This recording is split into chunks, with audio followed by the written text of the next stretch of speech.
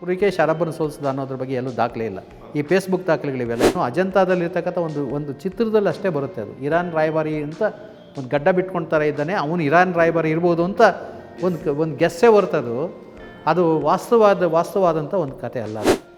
619ರಲ್ಲಿ ಈ ಹರ್ಷವರ್ಧನ್ನಿಗೂ ಪುಲಿಕೇಶಿಗೆ ಯುದ್ಧ ಆಯಿತು ಅಂತಕ್ಕಂಥ ಒಂದು ಸಂಗತಿ ಹೇಳ್ತಕ್ಕಂಥದ್ದು ಕೂಡ ಇತ್ತೀಚೆಗೆ ಒಂದು ಹೊಸ ತಾಮ್ರಶಾಸನ ಕೂಡ ಸಿಕ್ಕಿದೆ. ಅದು ಈಜಿಪ್ಟಲ್ಲಿ ಇತ್ತೀಚೆಗೆ ಸಿಕ್ಕಿರ್ತಕ್ಕಂಥ ಒಂದು ಎಕ್ಸ್ಕವೇಷನಲ್ಲಿ ಬೇಕಾದಷ್ಟು ನಮಗೆ ಮೆಣಸು ಸಿಕ್ಕಿದೆ, ಕಾಳು ಮೆಣಸು. ಇವೆಲ್ಲ ಎಲ್ಲಿನೋದು ಇದು? ಅವ್ರು ಹೇಳ್ತಾರೆ ಕಾತೆವಾಡ ಕಡೆಯಿಂದ ಹೋಯಿತು ಅಂತ, ಅಂದರೆ ಗುಜರಾತ್ ಕಡೆಯಿಂದ ಹೋಯಿತು ಅಂತ. ಗುಜರಾತಲ್ಲಿ ಮೆಣಸು ಬೆಳೆಯೋದಿಲ್ಲ.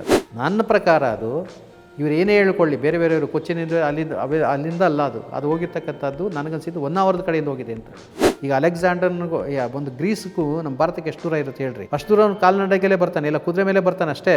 ಈಗ ಇವರು ಇಲ್ಲಿ ಗೆದ್ದುಕೊಂಡು ಇಲ್ಲಿ ವಾಪಸ್ ಹೋಗೋಷ್ಟೊತ್ತಿಗೆ ಅಲ್ಲಿ ಅವನು ಹುಟ್ಟಿಸ್ ಬಂದಿರೋ ಮಗ ವಯಸ್ಸಿಗೆ ಬಂದುಬಿಟ್ಟಿರ್ತಾನೆ ಅವನು.